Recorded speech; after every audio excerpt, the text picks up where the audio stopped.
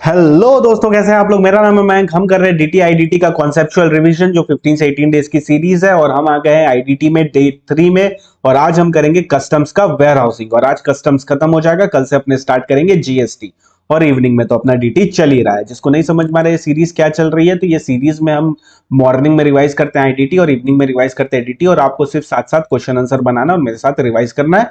आपका 31 मार्च के आसपास तक आपका भी खत्म हो जाएगा डीटी आईडीटी मेरे साथ। और चाहो तो अलग अलग भी कर सकते हो, अभी डीटी कर लो बाद में आईडीटी कर लेना, अभी आईडीटी कर लो बाद में डीटी कर लेना, जो भी तुमको फीजेबल लगे। अगर ये वीडियो को बाद में देख रहे हो तो भाई तुमको साथ में ही करना पड़ेगा। तो चलो स्टार्ट करते हैं वेयर हाउसिंग के साथ कस्टम्स में one of the important topic. Warehousing करने से पहले वो एक कॉन्सेप्ट समझ लेते हैं, एक छोटू सा कॉन्सेप्ट है।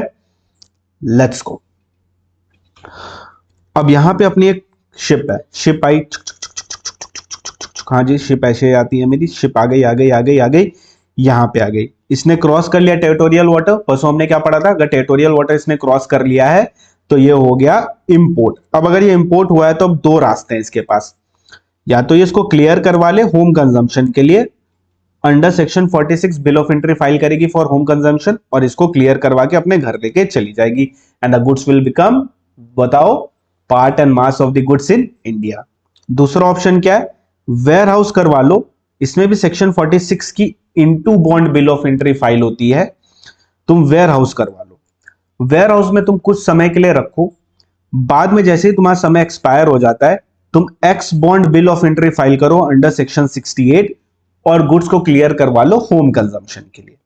यानी आइदर ऑफ द केस जाना तो होम कंजम्पशन के लिए गया, बट फर्स्ट केस में क्या हो रहा है, जैसे ही गुड्स आया संग संग होम कंजम्पशन हो गया। वेयर हाउसिंग में क्या रहेगा, कुछ दिन वेयर हाउस में पड़ा रहेगा, जब तुम्हारा पीरियड एक्सपायर हो जाएगा तुम x bond bill of entry file करोगे और होम कंजम्पशन के लिए क्लियर करवा लोगे। अब x bond bill of entry file करके तुम तीन चीजें कर सकते हो, एक वेयर हाउस से दूसरे वेयर हाउस में ट्रांसफर कर सकते हो, एक्सपोर्ट कर सकते हो, शिपिंग बिल फाइल करोगे और एक्सपोर्ट कर सकते हो, और होम कंजम्पशन के लिए क्लियर करवा सकते हो x bond bill of entry file करके। याद होगा तो हमने फर्स्ट डे पे क्या पढ़ा था कि x bond bill of entry का ड्यूटी रेट लेना है, यानी जिस दिन x bond bill of entry file की उस दिन का डेट ऑफ ड्यूटी के लिए रेट अपने को लेना है, और into bond bill of entry का अपने को क्या लेना है, एक्सचेंज रेट। एक्सचेंज रेट अपने किसका लेते थे, into bond bill of entry का। यानी एक गुड्स है वो इंपोर्ट हुआ, इंपोर्ट होने के बाद दो रास्ते हैं, या तो तुम उसको साथ साथ होम कंजम्पशन के लिए क्लियर करवा लो, अगर तुम साथ साथ उसको होम कंजम्पशन के लिए क्लियर नहीं करवाते हो तो तुम उसको वेयर हाउसिंग कर दो। दोनों ही सिचुएशन में सेक्शन 46 में बिल ऑफ एंट्री आती है। फर्स्ट बिल ऑफ एंट्री होती है होम कंजम्पशन की, ताकि होम कंजम्पशन के लिए क्लियर करवा लो। दूसरी होती है into bond bill of entry, यानी वेयर हाउस में रखने का, इनटू इनटू इनटू मतलब वेयर हाउस के अंदर जाने का, तो into bond bill of entry file कर दो। ये भी सेक्शन 46 में होता है। अब वेयर हाउस में तुम्हारा गुड्स पड़ा हुआ है एक पीरियड ऑफ टाइम के लिए, जितने के लिए तुमने मांगा। अब जैसे ही वो पीरियड एक्सपायर हुआ अब तुमको वेयर हाउस से निकालना है। निकालने के लिए तुम क्या करोगे, तीन चीजें, या तो एक वेयर हाउस से दूसरे में ट्रांसफर कर दो, या तो वेयर हाउस से डायरेक्टली एक्सपोर्ट कर दो शिपिंग बिल फाइल करके। तीसरा ऑप्शन क्या है, तीसरा ऑप्शन है होम कंजम्पशन के लिए क्लियर करवा लो। कैसे क्लियर करवाओगे, x bond bill of entry file करोगे एंड होम कंजम्पशन के लिए क्लियर करवा लोगे। ड्यूटी रेट किस दिन का लेते हैं, ड्यूटी रेट अपने लेते हैं x bond bill of entry का, और एक्सचेंज रेट किस दिन का लेते हैं वेयर हाउस के केस में, एक्सचेंज रेट हम लोग लेते हैं इनटू बॉन्ड का। आशा करता हूं समझ में आ गया होगा कॉन्सेप्ट। अब तीन प्रकार के वेयर हाउसिंग होते हैं, एक होता है पब्लिक, एक होता है प्राइवेट और एक होता है स्पेशल। पब्लिक क्या होता है, गवर्नमेंट स्टैब्लिश करती है और इसमें ड्यूटीएबल गुड्स जाता है। प्राइवेट क्या होता है, इसको स्टैब्लिश और मैनेज करती है एक प्राइवेट पार्टी, जिसको गवर्नमेंट लाइसेंस दे देती है। इसमें ड्यूटीएबल गुड्स इंपोर्टेड बाय लाइसेंसी में भी डिपॉजिटेड। और एक होता है स्पेशल वेयर हाउस, इसमें जो होता है ना, इसमें ताला कस्टम वाला लगता है। इसमें जो ताला लगता है वो कस्टम वाला नहीं लगता है, इसमें सिर्फ रिकॉर्ड बेस्ड कंट्रोल होता है, यानी कस्टम सिर्फ आपसे रिकॉर्ड्स मांगता है कि कौन सा गुड्स आया कौन सा गुड्स गया, और ज्यादा कुछ नहीं मांगता है। बट स्पेशल वेयर हाउस में ना ताला भी कस्टम वाला लगता है, यानी ये फिजिकल कंट्रोल में होता है प्रॉपर ऑफिसर के। इसमें ड्यूटीएबल गुड्स जाता है, लेकिन वो वाला ड्यूटीएबल गुड्स जो कि है नोटिफाइड, तो जो नोटिफाइड ड्यूटीएबल गुड्स है वो जाते हैं इसमें, सीबीआईसी नोटिफाइड कर देता है, वो सारे गुड्स जाते हैं। तो तीन प्रकार के हो गए, पब्लिक, प्राइवेट और special. Private and public are not under control of custom authority, ये सिर्फ रिकॉर्ड बेस्ड कंट्रोल होता है। बट जो स्पेशल वेयर सॉरी जो स्पेशल वेयर हाउस होता है वो डायरेक्ट कंट्रोल में होता है, डायरेक्ट फिजिकल कंट्रोल में होता है तुम्हारा सीबीआईसी के यानी डिपार्टमेंट के कस्टम्स के डायरेक्ट कंट्रोल में होता है, और सीबीआईसी नोटिफाई करता है कौन सा गुड्स इसमें जाने वाला है। इसमें लॉग भी कस्टम वाला लगता है। अब जिस बंदे को लाइसेंस मिला है, मान लो प्राइवेट वेयर हाउस में लाइसेंस तुमको मिला था कि तुम स्टैब्लिश करो और मैनेज करो एक वेयर हाउसिंग फैसिलिटी, वो लाइसेंस कैंसिल हो सकता है क्या? बिल्कुल कैंसिल हो सकता है, अगर आप कॉन्ट्रावीन करते हो। किसको कॉन्ट्रावीन करते हो? कोई भी प्रोविजन ऑफ द एक्ट, या ब्रीच करते हो कोई भी ऐसा कंडीशन जिस कंडीशन के बेसिस पे आपको लाइसेंस मिला था। आप ब्रीच करते हो कोई भी कंडीशन जिसके बेसिस पे आपको लाइसेंस मिला था, तो वो आपका क्या करेंगे? लाइसेंस को कैंसिल कर देंगे, कैंसिल कर देंगे। कौन करेगा? पीसी ऑफ कस्टम्स या सीसी ऑफ कस्टम, यानी प्रिंसिपल कमिश्नर या chief commissioner of commissioner of custom, ये कैंसिल कर सकते हैं तुम्हारा लाइसेंस। बट कैंसिल करने से पहले ऑब्वियसली तुमको OBH reasonable opportunity of being heard दे देंगे। बट कैंसिल तुरंत कर देंगे क्या? कि पहले इंक्वायरी होगी, तो जब इंक्वायरी होगी तो उस दौरान आपका ऑपरेशन सस्पेंडेड होगा।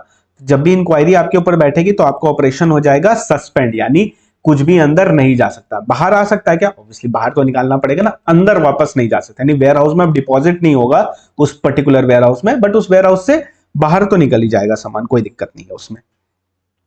अब मान लो लाइसेंस कैंसिल हो गया। अब लाइसेंस कैंसिल हो गया तो वेयर हाउस में जो भी गुड्स पड़ा उसका क्या होगा?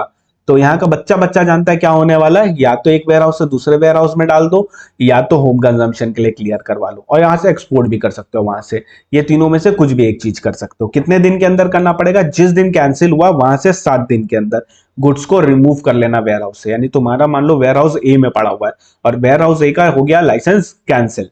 जैसे ही उसका लाइसेंस हो गया कैंसिल, तो तुमको 7 दिन का समय दिया जाएगा अपने गुड्स को या तो होम कंजम्पशन के लिए क्लियर करवा लो, और या तो फिर तुम उसको वेयर हाउस में डाल दो, और या तो फिर तुम उसको एक्सपोर्ट कर दो। बच्चा बच्चा जानता है, यही 3 चीजें हो सकती हैं बस। अब देखो, अगर किसी का कैंसिल हो गया तो वो 7 दिन के अंदर तक क्लियर करना है। मान लो आप 4th डे पे हो, तो 4th डे पे जब आपका गुड्स वहां पड़ा है तो क्या वो कस्टम्स एक्ट के अंदर ही माना जाएगा क्या गुड्स? ऑब्वियसली माना जाएगा यार, कस्टम्स एक्ट के अंदर। कॉमन सेंस है, ऐसा नहीं है कि कैंसिल हो गया तो आपका गुड्स कस्टम फ्री हो गया, आप लेके घर चले जाओ बिना कस्टम ड्यूटी दिए। तो कैंसिल हुआ है जो भी रीजन है उसकी वजह से। ओके, फ्री में आपको रखने देंगे क्या? नहीं, आपसे एक बॉन्ड एग्जीक्यूट करवाएंगे। अब इस बॉन्ड में एक चीज ध्यान देना, नाम में घपला है। क्या घपला है? 2 प्रकार के बॉन्ड होते हैं, एक होता है कंसाइनमेंट बॉन्ड, एक होता है जनरल बॉन्ड। कंसाइनमेंट बॉन्ड लिखा है लेकिन समझना इसको जनरल बॉन्ड। मतलब कंसाइनमेंट बॉन्ड मतलब वो बॉन्ड जो किसी भी पर्सन से जो वेयर हाउस में डिपॉजिट करवाता है उससे अपने बॉन्ड एग्जीक्यूट करवाते हैं। डिपार्टमेंट बॉन्ड एग्जीक्यूट करवाता है thrice the amount of duty assessed, यानी जितना भी आपकी कस्टम ड्यूटीज आ रही है उसका 3 गुना आपसे बॉन्ड का अमाउंट एग्जीक्यूट करवाता है। उसमें लिखा रहता है कि 24% इंटरेस्ट के साथ तुम पेमेंट करोगे अगर तुमने पेमेंट नहीं किया तो, अगर बॉन्ड टूटा तो, और वेयर हाउसिंग चार्जेस वगैरह पे करोगे, ये सारी चीजें लिखी होती है। उसका नाम है कंसाइनमेंट बॉन्ड। ध्यान देना, एमसीक्यू बनेगा। जनरल बॉन्ड फिर क्या होता है? जनरल बॉन्ड वो बॉन्ड होता है, फॉर मान लो रिलायंस इंडस्ट्रीज है और वो रोज ही इंपोर्ट करते हैं, उनका रोज का काम है, हर घंटे ही इंपोर्ट होता है, तो बार बार वो बॉन्ड एग्जीक्यूट करेंगे क्या? Consignment bond. बार बार थ्राइस द अमाउंट, बार बार थ्राइस द अमाउंट, हर घंटे में, हर दिन में, एवरी डे, हर वीक, हर महीना, तो पॉसिबल नहीं है। तो वो क्या करते हैं? वो चले जाते हैं असिस्टेंट कमिश्नर या डेप्यूटी कमिश्नर के पास और जाके उनको बोलते हैं, सर सर मेरा तो रोज ही होता है इंपोर्ट, तो मैं रोज कैसे, वेयर हाउस भी हमको रोज करवाना पड़ता है, तो मैं रोज कैसे बॉन्ड एग्जीक्यूट करूंगा? तो असिस्टेंट कमिश्नर डेप्यूटी कमिश्नर सोचता है, एक काम करते हैं, हम तुम्हारा पास्ट एनालिसिस करते हैं, ट्रेंड एनालिसिस करते हैं, और फ्यूचर एनालिसिस करते हैं कि फ्यूचर में तुम कितना इंपोर्ट करोगे। उसके बेसिस में हम तुमको एक अमाउंट बताते हैं बड़ा सा, उस अमाउंट का तुम बॉन्ड एग्जीक्यूट कर लो। तो हम मान लेंगे उस पर्टिकुलर पीरियड, फॉर एग्जांपल समझ लो, हम एग्जांपल है, मान लो उसने बोला 1 करोड़ का बॉन्ड एग्जीक्यूट कर लो, तो 1 महीना तक कोई और बॉन्ड नहीं एग्जीक्यूट करना है। तो 1 महीना तक तुम जितना भी इंपोर्ट करोगे और उसको वेयर हाउस करोगे तो उसके लिए कोई भी बॉन्ड नहीं लगेगा अगर तुम 1 करोड़ का बॉन्ड एग्जीक्यूट कर लेते हो।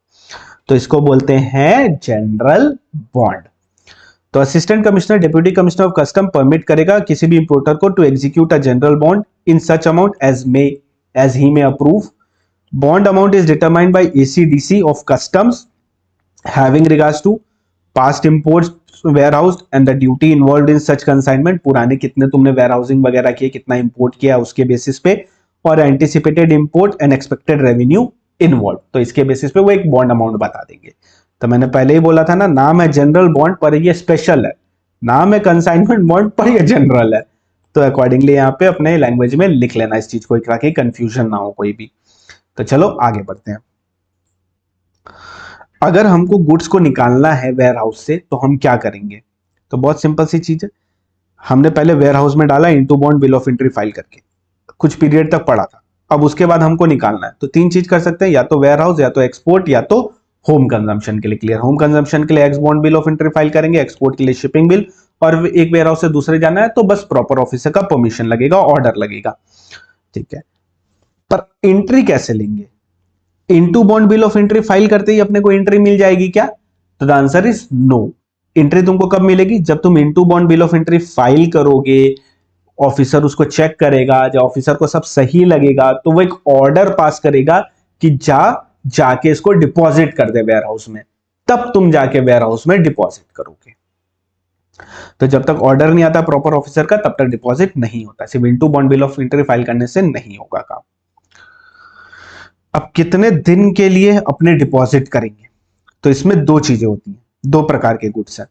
एक गुड्स जो कि यूज होने वाला है 100% ईओयू, ईएसटीपी और एसटीपी में।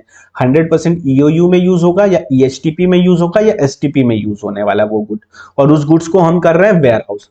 तो उस गुड्स को तुम कितने दिन के लिए वेयर हाउस कर सकते हो? जब तक मन है तब तक वेयर हाउस कर लो। ना कोई इंटरेस्ट लगेगा, चार्जेस लगेंगे क्या? वेयर हाउसिंग चार्जेस लगेंगे, इंटरेस्ट नहीं लगेगा। इंटरेस्ट फ्री डिपॉजिट है अनलिमिटेड पीरियड के लिए, यानी जब तक तुम क्लियर नहीं करवा लेते हो तब तक तुम उसको रख सकते हो। बट अगर तुम्हारा गुड्स 100% ईओयू, ईएसटीपी, एसटीपी में नहीं जाने वाला है, अदर देन दिस है, तो उस सिनेरियो में तुम्हारे पास टाइम लिमिट है 1 ईयर का। 1 ईयर कहां से काउंट करना है? Into bond bill of entry से? ना ना ना ना ना ना ना ना ना ना ना ना, 1 ईयर तुमको काउंट करना है जिस दिन ऑर्डर आया प्रॉपर ऑफिसर का कि भैया डिपॉजिट करो वेयर हाउस में, वहां से 1 ईयर तुमको काउंट करना है। ओके, अब इस 1 ईयर में फर्स्ट 90 डेज इंटरेस्ट फ्री है। देखो मेरी बात ध्यान से सुनो, वेयर हाउसिंग चार्जेस की बात नहीं कर रहे हैं, वो तो देना ही है दोनों ही सिनेरियो में, अभी इंटरेस्ट की बात कर रहे हैं। ठीक है, तो फर्स्ट 90 डेज इंटरेस्ट फ्री है, किसी को भी इंटरेस्ट देने की जरूरत नहीं है। 91st डे से लेके till the date of clearance आपको इंटरेस्ट पे करना पड़ेगा। 91st डे से लेके till the date of clearance. ये 90 डेज भी कहां से काउंट करेंगे? ऑब्वियसली जिस दिन ऑर्डर आया उसी दिन से 90 डेज भी काउंट करना है। तो हम क्या देख रहे हैं, कितने दिन के लिए हम रख सकते हैं। अगर हमारा गुड्स 100% ईओयू, एसटीपी, एसटीपी वाला है तो उसको हम रख सकते हैं कितने दिन के लिए? जब तक हम चाहे तब तक रख सकते हैं। इंटरेस्ट लगेगा क्या? कोई इंटरेस्ट नहीं लगेगा। वेयर हाउसिंग चार्जेस लगेंगे क्या? वो लगेंगे, वो तो फिक्स है, वो तो लगने ही है, उसको भूल जाओ, अभी इंटरेस्ट की बात कर रहे हैं। अदर देन अबव, यानी अदर देन 100% ईओयू, एसटीपी वाला केस है, अदर देन दैट गुड्स है, तो उस सिनेरियो में अपने पास जो टाइम लिमिट है वो कितनी है? Maximum 1 year. अच्छा, अगर हम बोले कि हमको 6 मंथ्स के लिए रखना, हम रख सकते हैं? रख सकते हैं। 19 मंथ्स के लिए रखना है, रख सकते हैं? नहीं, मैक्सिमम 12 मंथ्स के लिए रख सकते हैं। ओके, अब 12 मंथ्स यानी 1 ईयर के लिए रख सकते हैं। 1 ईयर कहां से काउंट करना है? जिस दिन ऑर्डर आया डिपॉजिट का, वहां से काउंट करना है। अब इस 1 ईयर में जो फर्स्ट 90 डेज है वो इंटरेस्ट फ्री है, कोई इंटरेस्ट नहीं लगेगा। फिर 91st डे से इंटरेस्ट लगना शुरू हो जाएगा 15% पर एनम से। 15% पर एनम किसका? जितना भी ड्यूटी पेएबल है उसका 15%, जितना भी पर ड्यूटी पेएबल है उसका 15%। ये क्या है? This is interest, this is interest. यानी मान लो यहां पे ऑर्डर आया अपना, तो यहां से हम कितने टाइम के लिए रख सकते हैं? 1 ईयर के लिए रख सकते हैं। और यहां से मान लो ये 90 डेज है, तो इंटरेस्ट लगेगा क्या? नहीं लगेगा। 91st डे से इंटरेस्ट लगेगा। मान लो यहां तक अगर हम रखते हैं तो यहां पे अपने को 15% पर एनम से इंटरेस्ट का पेमेंट करना पड़ेगा। दैट्स इट, वेरी गुड, क्या बात है, आ गया तुमको। अब ये देखो, एक्स एक इंपोर्टर है और अदर देन 100% ईओयू वाला केस है। इसने इंपोर्ट किया कुछ गुड्स को और उसको डिपॉजिट कर दिया वेयर हाउस में 12 अप्रैल को। अब ये गुड्स को उसने कर दिया री export without payment of duty on 15 अगस्त। ठीक है, 12 अप्रैल को हमने वेयर हाउस करवाया, 15 अगस्त को हमने उसको एक्सपोर्ट कर दिया। तो एक्सपोर्ट कर सकते हैं क्या वेयर हाउस करवा के? देखे तो इसमें वेयर हाउस करवाया, रखा, फिर एक्सपोर्ट कर दिया। हाँ जी, कर सकते हैं सर, कर सकते हैं, कर दिया। अब बताओ कोई इंटरेस्ट लगेगा क्या? तो 12 अप्रैल से 90 डेज कैलकुलेट करो, कितना होगा? मई जून, रफली अगर कैलकुलेट करें तो 12 जून के आसपास। उसके बाद से इंटरेस्ट लगना शुरू होगा 15% पर एनम। पर इंटरेस्ट किसका लगता है? फिर इंटरेस्ट लगता है जितना ड्यूटी पेबल है उसका। तो तुमको क्या लगता है, exported without payment of duty, तो कोई ड्यूटी पे हुआ है क्या? जल्दी बताओ, जल्दी जल्दी जल्दी यार, जल्दी बताओ, कमेंट करो नीचे। नहीं सर कोई ड्यूटी पे नहीं हुआ है। तो भैया जब कोई ड्यूटी पे ही नहीं हुआ है तो 15% मारेंगे किसका? जीरो का। 15% जीरो का जीरो ही होता है, तो फिर इसमें कोई भी इंटरेस्ट नहीं आएगा। तो इसको लिखना कैसे एग्जाम में? एग्जाम में तुमको लिखना है the liability to pay interest can not be settled on a non existing duty. अगर ड्यूटी ही एग्जिस्ट नहीं कर रही है तो उस पे इंटरेस्ट को कैसे सेटल करोगे? पॉसिबल नहीं है। तो the liability to pay interest can not be settled on a non existing duty. Simple. Interest free period 90 days का है in respect of warehouse goods commence from the date on which into bond bill of entry is filed. जल्दी बताओ। नहीं sir गलत है यार, into bond bill of entry से नहीं, जिस दिन ऑर्डर आता है कि डिपॉजिट कर दो वेयर हाउस में, उस दिन से कैलकुलेट करना है। Very good. तो अपने को कहां से कैलकुलेट करना है? Permitting removal of goods from custom station for deposit in warehouse and not from the date of into bond bill of entry. क्या बात है, शाबाश। अब अगर हमने वेयर हाउस में रख लिया है तो ओनर के पास कोई राइट है कि नहीं है कि भैया वो रोते ही रहेगा दिन भर? तो ओनर के पास एक राइट है। क्या राइट है? वो इंस्पेक्ट कर सकता है गुड्स को, वो इंश्योर कर सकता है कि गुड्स को प्रॉपरली रखा जाए ताकि गुड्स डेटोरिएट ना हो या डैमेज ना हो। वो गुड्स को सेल के लिए भी शो कर सकता है, अपने बायर को लेके आ सकता है वेयर हाउस के अंदर और दिखा सकता है कि भैया ये गुड्स है, खरीदोगे क्या? खरीदोगे क्या भैया? और सॉर्ट भी कर सकता है गुड्स को, यानी छोटे से बड़ा, ऊपर से नीचे, जैसे चाहे वैसे सॉर्टिंग भी कर सकता है। तो ये सारे राइट्स है ओनर के पास। अब देखते हैं मैन्युफैक्चरिंग ड्यूरिंग वेयर हाउसिंग। तो इसको कैसे करना है? बहुत सिंपल है, और एक कॉन्सेप्ट के थ्रू समझते हैं इसको। हाँ, मस्त ड्राइंग है ना मेरी, थैंक यू। हमने मंगाया प्रोडक्ट ए, हमने मंगवाया प्रोडक्ट बी, हमने मंगवाया प्रोडक्ट सी। यहां कस्टम ड्यूटी था, यहां कस्टम ड्यूटी था, यहां कस्टम ड्यूटी था, इंपोर्ट ड्यूटी। हमने पे ईच नहीं किया। क्यों पे नहीं किया? बिकॉज हमने ये तीनों को उठा के वेयर हाउस में डाल दिया। हमने ये तीनों को उठा के वेयर हाउस में डाल दिया। फिर हम गए गवर्नमेंट के पास, गवर्नमेंट हमको ना यहाँ पे ना इसको मैन्युफैक्चरिंग करना है वेयर हाउस के अंदर। तो गवर्नमेंट बोली ठीक है भैया कर लो, हमको क्या, हमको तो पैसे से मतलब है, कर लो, तुम पैसा दो कर लो। चलो, हमने मैन्युफैक्चरिंग किया, हमने ए को पकड़ा, हमने बी को पकड़ा, हमने सी को पकड़ा, हमने तीनों को ऐड ऑन करके वेयर हाउस के अंदर ही मैन्युफैक्चर कर दिया तुम्हारी एक्स को। तो जैसे हमने तुम्हारी एक्स को मैन्युफैक्चर किया तो तुमको आ गया गुस्सा, तुम बोले इसको हटाओ यहां से, इसको हटाओ, जल्दी हटाओ, जल्दी हटाओ, जल्दी हटाओ। तो हमने क्या किया? तुम्हारी एक्स को कर दिया हमने एक्सपोर्ट, हमने कर दिया एक्सपोर्ट। तो हुआ क्या? ध्यान दो, ए बी सी तीन प्रोडक्ट हमने मंगवाए, इंपोर्ट ड्यूटी लगना था, हमने दिया नहीं बिकॉज हमको वेयर हाउस कर दिया। हमने वेयर हाउस में परमिशन लिया और मैन्युफैक्चरिंग स्टार्ट कर दी। हमने क्या मैन्युफैक्चर किया? Product x. प्रोडक्ट एक्स को हमने कर दिया एक्सपोर्ट। अब जैसे हमने प्रोडक्ट एक्स को हमने कर दिया एक्सपोर्ट, तो हम गए गवर्नमेंट के पास और गवर्नमेंट को बोले देखो government, product A, product B, product C में इंपोर्ट ड्यूटी तो लगना था, बट हमने देखो एक्सपोर्ट किया तो हमको बेनिफिट दो। तो गवर्नमेंट बोलती है ठीक है, यहां पे जो भी इंपोर्ट ड्यूटी लगना था वो रेमिट कर देंगे। रेमिट मतलब होता है माफ कर देंगे, नहीं देना है तुमको, कोई प्रॉब्लम नहीं है। तो ये वाली इंपोर्ट ड्यूटी, ये वाली इंपोर्ट ड्यूटी, ये वाली इंपोर्ट ड्यूटी हो जाएगी रेमिट, माफी मिल जाएगी अपने को नहीं करने का। ठीक है, ये तो समझ में आ गया। अब मान लो हमने मंगाया प्रोडक्ट है, हमने मंगवाया प्रोडक्ट बी, हमने मंगवाया प्रोडक्ट सी। यहाँ इंपोर्ट ड्यूटी लगना था, यहाँ इंपोर्ट ड्यूटी लगना था, यहाँ इंपोर्ट ड्यूटी लगना था, यहाँ पे इंपोर्ट ड्यूटी लगना था। अब यहाँ पे इंपोर्ट ड्यूटी हमने दिया नहीं, क्योंकि हमने ए को पकड़ा, बी को पकड़ा, सी को पकड़ा, सबको उठा के वेयर हाउस में डाल दिया। हम गए गवर्नमेंट के पास, गवर्नमेंट से हमने लिया परमिशन। परमिशन लेने के बाद हम गवर्नमेंट को बोले हमको करना है मैन्युफैक्चरिंग। गवर्नमेंट ने बोला कर लो। हमने किया प्रोडक्ट एक्स को मैन्युफैक्चर। जैसे हमने तुम्हारी एक्स को मैन्युफैक्चर किया, तुमको आ गया प्यार, तुम बोले इसको घर भेज दो, तो मैंने इसको तुम्हारे घर भेज दिया। ओ माय गॉड, ये चली गई तुम्हारे घर होम कंजम्पशन के लिए, क्लियर हो गया। तो बताओ, ये वाली इंपोर्ट ड्यूटी, ये वाली इंपोर्ट ड्यूटी, ये वाली इंपोर्ट ड्यूटी देनी पड़ेगी क्या? बोलो बोलो बोलो बोलो बोलो। हाँ, एक्स का नाम आते ही दिमाग घूम गया क्या तुम्हारा? सुनो मेरी बात ध्यान से। तो इन तीन जगह पे तुमको इंपोर्ट ड्यूटी नहीं देनी है। ऐसा माना जाएगा कि तुमने प्रोडक्ट एक्स को ही इंपोर्ट किया है और तुमको जो इंपोर्ट ड्यूटी देना है वो प्रोडक्ट, जो भी तुमको इंपोर्ट ड्यूटी यहां पे देना है वो तुमको देना है प्रोडक्ट एक्स का। समझे? हमने ए मंगवाया, हमने बी मंगवाया, हमने सी मंगवाया, इंपोर्ट ड्यूटी लगनी थी, हमने दी नहीं क्योंकि हमने कर दिया उसको वेयर हाउस। जैसे हमने उसको वेयर हाउस में रखा, हमने वेयर हाउस में किया मैन्युफैक्चरिंग। मैन्युफैक्चर करके हमने बनाया प्रोडक्ट एक्स। प्रोडक्ट एक्स को हमने क्लियर करवाया होम कंजम्पशन के लिए। एक्सपोर्ट नहीं कर रहे हैं, होम कंजम्पशन के लिए। तो गवर्नमेंट बोलती है ऐसा माना जाएगा कि तुमने प्रोडक्ट एक्स को ही इंपोर्ट किया है और तुमको प्रोडक्ट एक्स पे ही कस्टम ड्यूटी पे करनी पड़ेगी, ए बी सी में नहीं करनी है, बिकॉज ए बी सी तो आया ही नहीं इंडिया में। इंडिया के अंदर क्या समाया, होम कंजम्पशन में क्या समाया, प्रोडक्ट एक्स, तो प्रोडक्ट एक्स पे ही तुमको पे करना है। तो ये था concept. Owner of any warehouse goods में carry on any manufacturing process, उसको परमिशन लेना पड़ेगा एसीडीसी का। अगर वो फिनिश गुड्स को एक्सपोर्ट करता है इंडिया के बाहर तो उसको कोई भी ड्यूटी नहीं पे करनी है, यानी यहाँ पे तो ऑब्वियसली कोई भी ड्यूटी आएगी नहीं, एक्सपोर्ट कर रहे हैं इसलिए। प्लस ये वाली जो ड्यूटी है वो हो जाएगी remit. Import duty on the goods contain in such exported goods will be remitted, माफ कर दिया जाएगा। अगर फिनिश गुड्स को हम होम कंजम्पशन के लिए क्लियर करवाते तो जो भी ड्यूटी है वो चार्ज की जाएगी,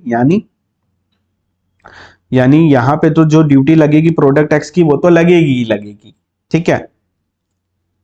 मैन्युफैक्चर्ड हैव बीन इंपोर्टेड, यानी ऐसा माना जाएगा कि हमने प्रोडक्ट एक्स को ही इंपोर्ट किया है और यहाँ पे जो इंपोर्ट ड्यूटी लगेगी वो प्रोडक्ट एक्स की ही लगेगी, फिर ए बी और सी की नहीं लगेगी, क्योंकि उसके रेट अलग है, सब कुछ अलग है ना, तो अकॉर्डिंगली वैसे एक्ट करना पड़ेगा, ठीक है। मान लो कुछ हाफ हमने एक्सपोर्ट करवाया, हाफ हमने होम कंजम्पशन करवाया, तब क्या करेंगे, तब बस अकॉर्डिंगली बांट देंगे, जो भी प्रोपोर्शन में करवाया उसी प्रोपोर्शन में बांट देंगे, या ये और इसमें बांट देंगे। अब मान लो हमने किया मैन्युफैक्चरिंग और मैन्युफैक्चरिंग के दौरान एक वेस्ट जनरेट हो गया। अब वेस्ट जनरेट हुआ प्रोडक्ट जेड, ए मंगवाया, बी मंगवाया, सी मंगवाया, मैन्युफैक्चरिंग किया हमने वेयर हाउस के अंदर, प्रोडक्ट जेड जनरेट हो गया एज अ वेस्ट। मैन्युफैक्चरिंग किया प्रोडक्ट एक्स का, जनरेट हो गया प्रोडक्ट जेड एज वेस्ट, और हमने प्रोडक्ट एक्स को कर दिया एक्सपोर्ट। तो अब क्या होगा, अब गवर्नमेंट बोलती है एक काम करो, या तो इस वेस्ट पे तुम्हारे लिए वेस्ट होगा बट गवर्नमेंट के लिए नहीं, इस वेस्ट पे या तो तुम कस्टम ड्यूटी पे करो और इसको होम कंजम्पशन के लिए क्लियर करवा लो, और या तो इस वेस्ट को तबाह कर दो, नस्त नाबूद कर दो, जला दो, खत्म कर दो, तो फिर तुमको इस पे कोई भी कस्टम ड्यूटी नहीं पे करनी है। किस पे, इस प्रोडक्ट जेड पे। और मान लो अगर तुमने प्रोडक्ट एक्स को होम कंजम्पशन के लिए क्लियर करवाया, तब तो भैया तुमको प्रोडक्ट जेड को भी होम कंजम्पशन के लिए क्लियर करवाना पड़ेगा और इस पे तुमको कस्टम ड्यूटी पे करनी पड़ेगी। अगर फिनिश गुड्स एक्सपोर्ट कर देते हम लोग तो इंपोर्ट ड्यूटी रेमिट हो जाएगा, और उस वेस्ट या रिफ्यूज को हमको या तो डिस्ट्रॉय करना पड़ेगा या तो ड्यूटी पे करना पड़ेगा। या तो डिस्ट्रॉय कर दो, नस्त नाबूद कर दो, और या तो होम कंजम्पशन के लिए क्लियर करवा लो प्रोडक्ट जेड को, या तो इस प्रोडक्ट जेड को होम कंजम्पशन के लिए क्लियर करवा लो, और या तो नस्त नाबूद तबाह कर दो।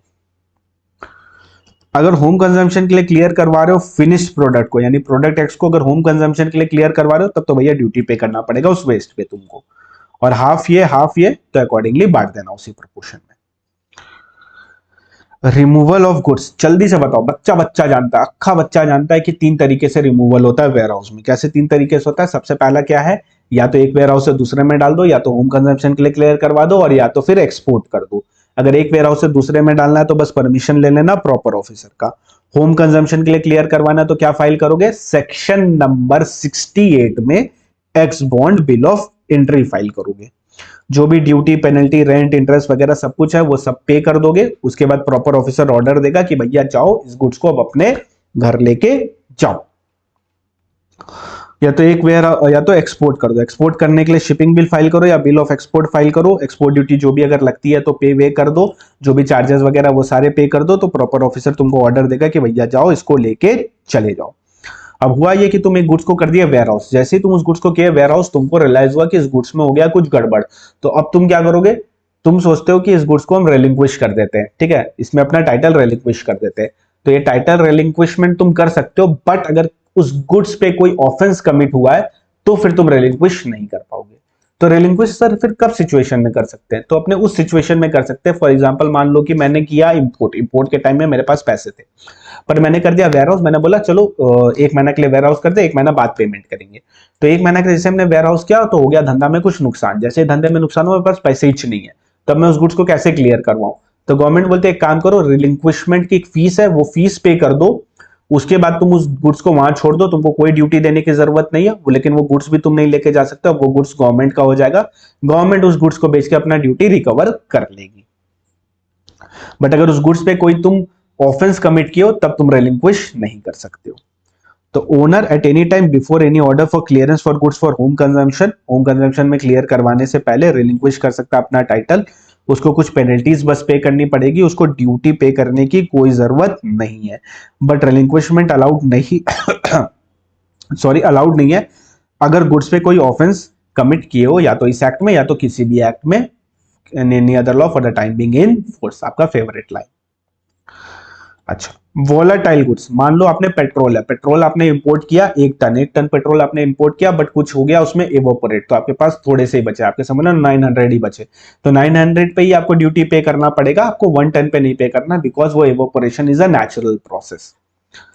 तो अगर कोई भी वेयर हाउस गुड्स है जो कि नोटिफाइड है, example petroleum product, ATF, motor spirit, और at the time of delivery from warehouse found to be deficient in quantity, quantity में नहीं है बिकॉज ऑफ नेचुरल लॉस, तो उस सिनेरियो में क्या हो जाएगा, असिस्टेंट या डिप्टी कमिश्नर ऑफ कस्टम में remit the duty on such deficiency, यानी उस डिफिशिएंसी पे तुमको नहीं देना है।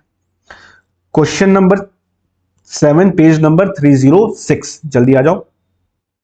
आ गया हम 306 में, क्वेश्चन नंबर 7 में। इसको मार्क कर लो लर्न। क्यों लर्न लिखाओ, कौन कौन से वोलेटाइल गुड्स है ये इसमें लिखा हुआ है, कैजुअल रीडिंग भी कर लोगे तो समझ जाओगे। Aviation turbine fuel, motor spirit, mineral turbine, octane, methanol, raw wine spirit, beer, captain cask, liquid helium gas, captain container, crude stored in carbon. तो इस वाले को लर्न करना है, तो क्वेश्चन नंबर 7 को लर्न में डाल दो। चलो आगे बढ़ते हैं। Improper removal of goods from warehouse, very much important, और यहाँ पे एक क्वेश्चन भी आता है, और वो क्वेश्चन एग्जाम में पक्का बनेगा, क्योंकि बनेगा तो वही वाला क्वेश्चन बनेगा, ठीक है। कौन सा वो भी बता दो, प्रैक्टिकल क्वेश्चन है। पहले देख लेते हैं इम्प्रॉपर रिमूवल कब होगा। इम्प्रॉपर रिमूवल तुम्हारा तब होगा, मान लो तुमने बोला था 3 महीना के लिए तुमको वेयर हाउस करना है, तुम्हारा 3 महीना का पीरियड एक्सपायर हो गया, तुम वेयर हाउस से नहीं निकाले अपने गुड्स को, तो उसको बोला जाता है इम्प्रॉपर रिमूवल। तुमने बोला था 3 महीना के लिए डालोगे वेयर हाउस में, 3 महीना एक्सपायर हो गया, तुमने गुड्स को नहीं निकाला, तो वो हो गया इम्प्रॉपर रिमूवल। और या तो क्या हुआ, तुमने कॉन्ट्रावीन कर दिया कोई भी प्रोविजन ऑफ द एक्ट, तो हो गया इम्प्रॉपर रिमूवल। और या तो तुमने बॉन्ड एग्जीक्यूट करवाया है और तुमने क्लियर नहीं करवाया होम कंजम्पशन के लिए, एक्सपोर्ट वगैरह के लिए, तो भी हो जाएगा इम्प्रॉपर रिमूवल। यानी 3 चीजें करनी थी, वो 3 चीजें अगर तुमने नहीं की तो हो जाएगा इम्प्रॉपर रिमूवल। या तो होम कंजम्पशन के लिए क्लियर नहीं करवाया, या तो एक्सपोर्ट नहीं किया, या तो एक वेयर हाउस से दूसरे में नहीं डाला, तो उसको बोलते हैं इम्प्रॉपर रिमूवल। इसके रिलेटेड एक क्वेश्चन भी आएगा जो कि बहुत ज्यादा इंपॉर्टेंट होने वाला है आपके लिए। कॉन्सिक्वेंट ऑफ डिफॉल्ट, आपको ड्यूटी देना पड़ेगा, इंटरेस्ट देना पड़ेगा, वेयर हाउसिंग चार्जेस देना पड़ेगा, पेनल्टी देना पड़ेगा, आपका गुड्स इवन डिटेन भी हो सकता है एंड डिस्पोज ऑफ भी हो सकता है, यानी वो सेल भी कर सकते हैं, जितना क्वांटिटी वो चाहे उतना क्वांटिटी वो सेल भी कर सकते हैं उस गुड्स का। बॉन्ड कैंसिल हो जाएगा क्या, हाँ जी, बॉन्ड कैंसिल हो जाएगा अगर आपने ड्यूटी का पेमेंट कर दिया और आपने गुड्स को रिमूव कर दिया, वेयर हाउसिंग चार्जेस वगैरह सब कुछ पे कर दिया, तो आपका जो भी बॉन्ड एग्जीक्यूट करवाया अपने ऊपर जनरल या कंसाइनमेंट वाला, वो कैंसिल हो जाएगा। अब कस्टडी की बात करते हैं। Warehouse keeper will be the in charge of the warehouse and shall not have in, उसके पास एक कंप्यूटराइज सिस्टम होना चाहिए जिसमें वो अकाउंटिंग करेगा। प्राइवेट और पब्लिक सिर्फ रिकॉर्ड बेस्ड होता है, और स्पेशल वेयर हाउस क्या होता है, जल्दी बताओ, ये कस्टम के फिजिकल कंट्रोल में होता है, इसमें ताला भी कस्टम वाला लगता है। तुमको एक कॉपीज रखना पड़ेगा डॉक्यूमेंट्स का जो एविडेंस करेंगे कि कौन सा गुड्स आया, कौन सा गुड्स रिमूव हुआ। कितने पीरियड के लिए करना है तुमको, 5 इयर्स के लिए करना है from the date of removal of goods, जिस दिन गुड्स रिमूव हुआ वहां से 5 साल तक तुमको डॉक्यूमेंट्स मेंटेन करके रखना है। Warehouse goods removed in contravention of 71 licensee shall be liable to पे, अगर तुम भी कॉन्ट्रावेंट करते हो कोई भी प्रोविजन ऑफ वेयर हाउसिंग और गुड्स तुम्हारा रिमूव हो जाता है, किसी भी प्रोविजन का पालन नहीं हुआ उसकी वजह से, तो उस सिनेरियो में क्या हो जाएगा, उस सिनेरियो में जो भी ड्यूटी, इंटरेस्ट, पेनल्टी, फाइन है कस्टम डिपार्टमेंट को, वो लाइसेंसी को पे करना पड़ेगा, जिसका वेयर हाउस है उसको पे करना पड़ेगा। And that's it. आओ एक क्वेश्चन भी करते हैं, चलो आ जाओ यार, मैं हूं ना, क्या दिक्कत है। 304 number page, question number 3, question number 3 में आ जाओ, one of the most important question. चलो पॉज करो, रीड करो, कर लिया।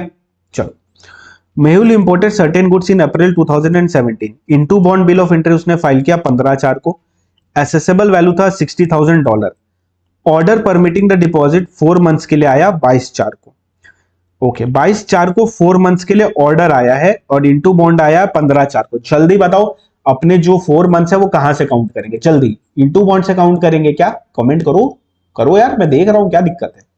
ओके, तो हमने क्या बोलेंगे, हम यहाँ ये बोलेंगे कि हम काउंट करेंगे किस दिन, जिस दिन ऑर्डर आया क्लियरेंस का, यानी 22/4 से 4 मंथ काउंट करेंगे, यानी 22/8, तो 22/8/2017 तक। तो हमने बोला था 22/4 से 4 मंथ्स के लिए चाहिए, 22/8/2017 तक, बट मेहुल ने क्लियर नहीं करवाया 22/8/2017। तो हमने क्या बोला था, अगर पीरियड एक्सपायर हो गया और तुमने क्लियर नहीं करवाया तो उसको अपने क्या बोलते हैं, इम्प्रॉपर रिमूवल। वेरी गुड, क्या बात है। मेहुल ने क्लियर करवाया 15/9 को, 15/9 को क्लियर करवाया। Oh my God. Compute the duty and interest payable by Mehul. तो मेहुल को कितना ड्यूटी और इंटरेस्ट पे करना है, 15/4, 22/8, 15/9, रेट ऑफ एक्सचेंज दिया हुआ है, कस्टम ड्यूटी का रेट दिया हुआ है। आओ कुछ चीजें डिस्कस कर लेते हैं। पहली बात मेरे को यह बताओ कि एक्सचेंज रेट किस दिन का यूज करेंगे। तो आप बोलोगे sir exchange rate into bond bill of entry का यूज करेंगे, प्रायर फायर से कोई मतलब नहीं होता है इसमें। तो into bond bill of entry आई 15/4 को, तो एक्सचेंज रेट हम यूज करेंगे 65 का। गुड। ड्यूटी रेट किस दिन का यूज करेंगे, तो आप बोलोगे सर ड्यूटी रेट हम यूज करते x bond bill of entry का। अच्छा, वेरी गुड। वेयर हाउस के केस में x bond bill of entry का यूज करते हैं, लेकिन लेकिन लेकिन इम्प्रॉपर रिमूवल वाले केस में जिस दिन इम्प्रॉपरली रिमूव हुआ उस दिन का डेट लेना है अपने को। और इम्प्रॉपर रिमूवल किस दिन हुआ, अपने को कब तक रिमूव करना था, 22/8 को। अपने 22/8 को रिमूव किए क्या, नहीं किए, तो इम्प्रॉपर रिमूवल किस दिन हुआ, 22/8 को। तो रेट ऑफ ड्यूटी किस दिन का लेना है, 22/8 का लेना है, यानी 10% लेना है, एक्स बॉन्ड का नहीं लेना है। ठीक है। अच्छा, फर्स्ट 90 डेज फ्री है, उसके बाद अपना इंटरेस्ट लगता है। तो सबसे पहले अपने क्या करेंगे, 60,000 इंटू, अपने क्या करेंगे 60,000 इंटू 65, 60,000 इंटू 65 आया 39 लाख। तो ये हो गया अपना एसेसेबल वैल्यू। इस पे अपने मारेंगे 10%, तो इस पे अपने मारे 10%, तो आया 3,90,000 आ गया। हमने क्या बोला था, ऑलवेज एससी स्वच्छ Bharat social welfare surcharge add करना है, 10% हमने ऐड कर दिया। कितना आया, 429। तो ये आ गया अपना कस्टम ड्यूटी पेबल। कितना कस्टम ड्यूटी अपने को पेबल करना है, 429। इंटरेस्ट कितना पे करना है, तो इंटरेस्ट अपने को पे करना है, first 90 days is free, 91st day से लेके till the date of removal, improper removal नहीं, till the date of actual removal तक। तो 22/4 से 90 डेज हमने कैलकुलेट किया, तो हमको इंटरेस्ट जो पे करना है वो करना है 22 जुलाई से लेके, क्योंकि फर्स्ट 90 डेज तो फ्री है, तो ये तो फ्री है, यहां पे कोई भी इंटरेस्ट नहीं लगेगा, इंटरेस्ट फ्री है। 22 जुलाई से लेके हमने क्लियर किस दिन करवाया, 15/9 को। तो 22 जुलाई से लेके 15/9 तक, यानी 15 सितंबर तक, 22 जुलाई से लेके 15 सितंबर तक 15% पर एनम के हिसाब से 56 डेज बनता है। इस पे अपने को इंटरेस्ट पे करना है। और याद करो इंटरेस्ट किस पे करते थे, ये देखो 15% ड्यूटी पेबल का, जिस दिन 90 डेज एक्सपायर होगा वहां से till the date of actual removal तक। तो अपना 90 डेज यहां है, 56 डेज, तो अपने को किस पे करना पड़ेगा, 4,29,000 जो अपना ड्यूटी पेबल है इंक्लूडिंग सोशल वेलफेयर सरचार्ज, उसका 15% 56 डेज के लिए डिवाइड बाय 365, यानी कितना इंटरेस्ट पे करना है, 9873। तो इस क्वेश्चन को क्या करोगे, इस क्वेश्चन को तुम मार्क करोगे इंपॉर्टेंट। ये क्वेश्चन क्या हो गया आपके लिए, इंपॉर्टेंट। एग्जाम के एक दिन पहले इसको जरूर देख के जाना। आशा करता हूं ये क्वेश्चन अच्छे से समझ में आ गया होगा। और वीडियो पसंद आएगी तो वीडियो को लाइक कर देना, चैनल को भी सब्सक्राइब कर देना, कमेंट भी कर दो। और ये बुक चाहिए तो डिस्क्रिप्शन में लिंक मिल जाएगी, फास्ट ट्रैक बैच चाहिए वो भी डिस्क्रिप्शन में लिंक मिल जाएगा, वहां से कर लो। नाम है फास्ट ट्रैक लेकिन है वो रेगुलर, उससे भी ज्यादा, ठीक है। तो उसको भी तुम परचेस कर सकते हो। 60 आवर्स के अंदर दोनों कंप्लीट है एंड फीस बहुत ज्यादा अफोर्डेबल है, बहुत ज्यादा मतलब बहुत ही ज्यादा अफोर्डेबल है। चलो, so that's it, thank you very much for joining in. यहां खत्म होता है अपना वेयर हाउसिंग चैप्टर एंड शाम में मिलते हैं डीटी के लिए एंड कल से स्टार्ट करने वाले हैं अपने GST. So bye bye, take care, all the very best, अच्छे से रिवाइज करो।